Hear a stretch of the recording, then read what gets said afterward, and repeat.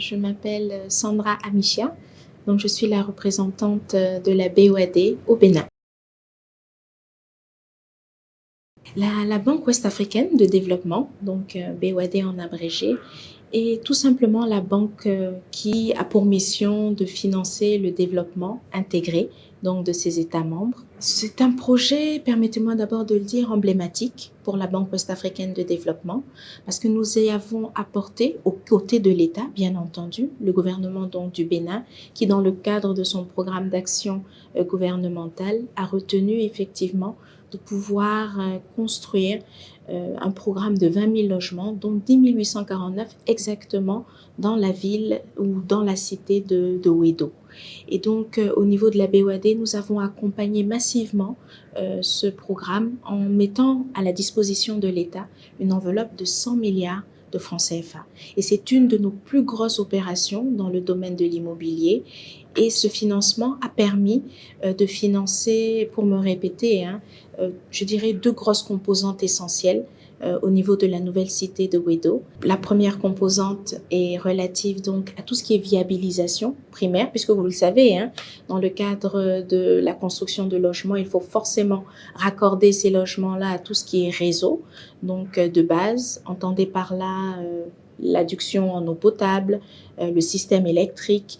Il faut s'assurer également que tout ce qui est assainissement est bien pris en charge lorsque vous avez tout ce qui est drainage donc des eaux pluviales et bien entendu la télécommunication avec tout ce qui est fibre optique. Et enfin, nous avons également contribué à la construction des grandes voies qui arrivent à Ouedo, mais également qui ceinturent la cité de Ouedo. Et au-delà de tout ce qui est viabilisation, nous avons également contribué à la construction de 3 035 logements sur les 10 849 qui sont prévus. Donc, c'est environ un peu plus d'un quart des logements qui abriteront très bientôt donc nos concitoyens béninois. Vous savez, qui dit développement dit bien entendu bien-être de nos populations.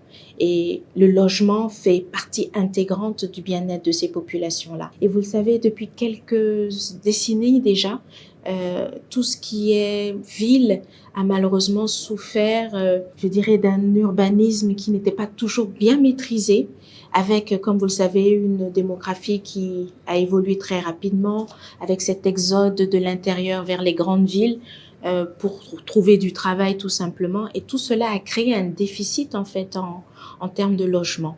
Et donc du coup, la cité nous permet, nous, avec bien sûr la volonté de l'État, de pouvoir apporter une réponse circonstanciée à ce déficit de logement et notamment en faveur, je dirais, des couches à revenus intermédiaires. Je le disais tout à l'heure, nous avons apporté 100 milliards de financement sur cette opération, mais ces 100 milliards sont insuffisants vu l'ambition que le gouvernement béninois a déployé au travers de ce grand projet, ce projet d'envergure. Naturellement, les financements de la BOAD et ceux de l'État ne sont pas suffisants. Et cela suppose que d'autres bailleurs de fonds puissent également apporter leur participation à ce financement d'envergure. Et bien entendu, en termes de gestion ou d'exécution du projet, lorsque vous avez plusieurs bailleurs de fonds qui ont chacun leur procédure en interne, il est important d'avoir une coordination de tout ce mouvement d'ensemble, de telle sorte que les objectifs fixés à l'initial puissent être atteints. Et dans ce cadre-là, bien sûr, la CIMO a joué ce rôle, je dirais, de maîtrise d'ouvrage délégué, mais également de coordinateur pour effectivement permettre que tous ces financements mis ensemble puissent permettre effectivement d'atteindre les objectifs qui étaient fixés. Le deuxième enjeu, il est aussi d'ordre, je dirais, tarifaire, puisque l'objectif, c'est de pouvoir effectivement proposer à la population des logements quand même sociaux ou économiques. Donc, il était important pour la BOAD et l'État de travailler la main dans la main en mobilisant des ressources les plus concessionnelles possibles, de telle sorte que les coûts de ces logements-là, à la fin de l'histoire ou à la fin de la journée, puissent être accessibles à la cible. Qui dit immobilier dit main-d'œuvre.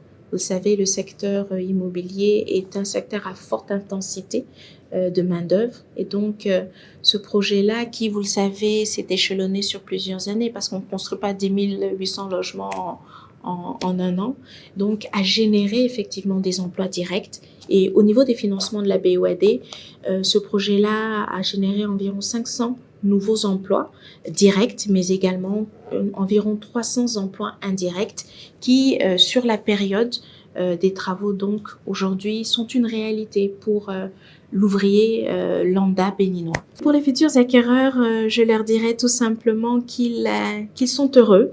Le gouvernement béninois, avec à sa tête le président Talon, a effectivement développé ce programme en créant une cité de nulle part pour pouvoir mettre à leur disposition des logements d'excellente facture. Et il est important qu'effectivement, ils puissent être conscients déjà des efforts qui ont été faits et qu'ils puissent jouer leur partition. Je veux entendre par là la maintenance de ce patrimoine.